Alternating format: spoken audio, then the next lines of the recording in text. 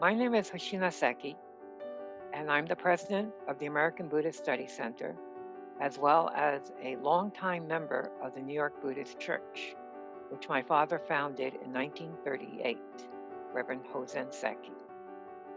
I'd like to tell you, before I tell you about how the study center was established, how my father came to New York City. He came on a very small plane, and I like to just read a little excerpt of his journey coming to New York. A very small single-engine private plane was prepared for the trip. In spite of himself, Reverend Seki requested, "First, teach me how to use a parachute." However, the answer came back, "We are one with the airplane, and we do not have such things as parachutes." Reverend Seki, this was his first experience in an airplane, and he had never imagined that it bounced about so much. When they approached the mountain range, he was seized with fear that the plane might disintegrate at any moment in the turbulent air. Images of his wife and child left behind in San Diego crossed his mind. He wrote that he calmed himself down by telling himself, "Even if my life ends with this plane, I am certain that someone will appear to carry out my goal of propagating Buddhism in New York City. At least my death will be the first step in the fulfillment of my convictions." In New York City, there was a group of Jodo Shinshu followers who were going to greet him at the airport. So they all went out to LaGuardia Airport to meet the plane. However, the pilot, instead of landing at LaGuardia, landed at Newark Airport, and there was no one there. In 1948, Reverend Seki proposed a movement to establish a Buddhist school in New York City. The church board was all in favor, and a task force was formed. They chose the name the American Buddhist Academy. Mr. Stanley Okada was elected Chief Administrative Officer. Reverend Yoshitake Tamai of the Denver Buddhist Church and Reverend Zaishin Mukushima of the Seabrook Buddhist Church in New Jersey joined Reverend Seki in raising funds for the new school.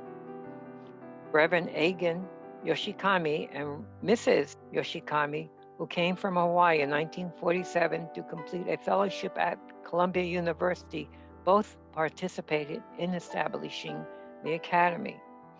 During those days, the academy was a school.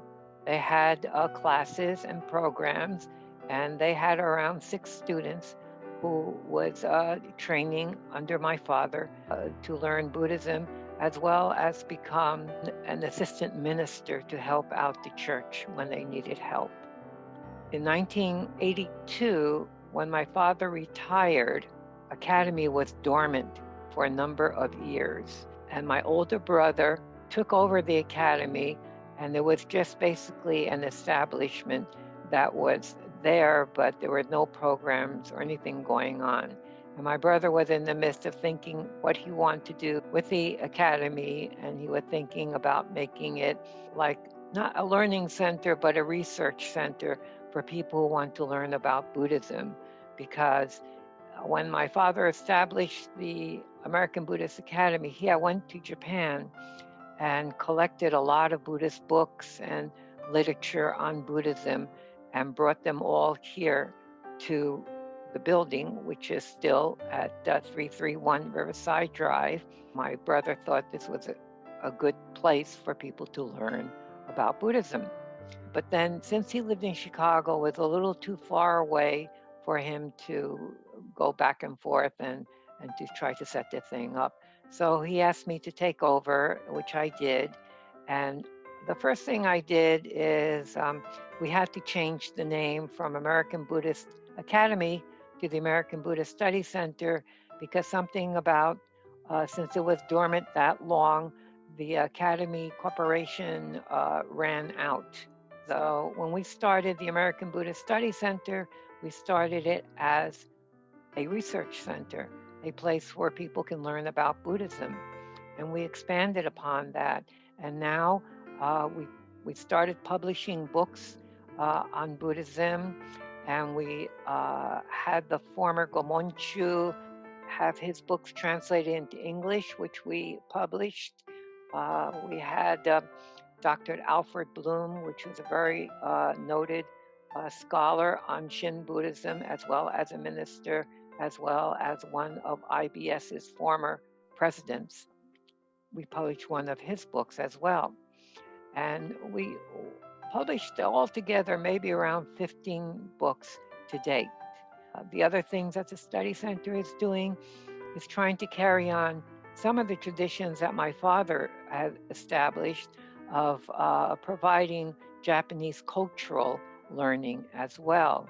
So back in his day, he had a Japanese tea ceremony demonstration, and we did the same thing. We found a tea instructor, and she graciously came to the study center, brought her tatami mats along with her assistants, and we had a wonderful afternoon tea ceremony at the study center. Our mission for the study center is basically the same that my father had established back then, which was to introduce Buddhist values and Japanese culture to America.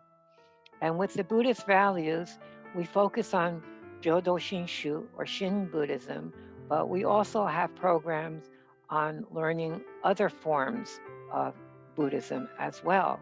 We had programs on Buddhism and philosophy, Buddhism and psychology, Buddhism and Christianity.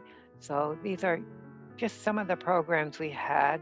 We also hold field trips where we went to visit other Buddhist temples in the area. And currently, due to the coronavirus, we're now doing everything online. So this has opened up a whole new window of opportunity for us, because we are now offering our programs online, and most of them we're just giving it away free of charge. We had Dr. Mark Uno give a wonderful lecture earlier this year, as well as Dr. Gordon Vermont, who is also a board member of the Study Center, give a lecture online. And our website is ambuddhist.org, and on there we have courses that we have up, and many of those courses are free, where you can learn about Buddhism and Japanese culture. We have something on Japanese sewing, how to make your own yukata, and we also have a program on Japanese therapy, which is actually Jodo Shinshu therapy, Naikon. And so that's a very interesting program. And now we have started a monthly meditation with Reverend Nakura, who is with the Higashi Honganji, who is providing 1 hour training on sitting perfectly still. Next year, the Study Center will be celebrating its 70th anniversary. Can you believe it? That's it. So thank you very much. Bye.